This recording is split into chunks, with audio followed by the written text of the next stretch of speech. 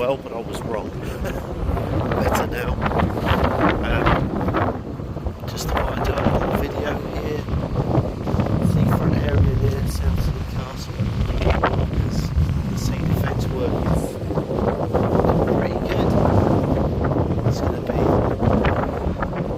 quite spectacular. It's going to be here later when it's open.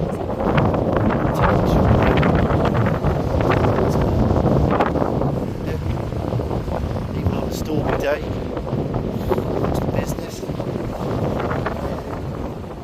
Really impressive. So, yes, thank you for joining me on this crazy walk. I haven't done one for a while. It's well, if you're new to the channel, this is the sort of content you like, then please subscribe. If you're returning to the channel, welcome back, and thanks for your patience waiting for a new video. If I'm well, I try and do them every day, definitely once a week. I managed not to even to do a weekly one recently, so hopefully everything's back to normal. And hopefully you like this sort of video.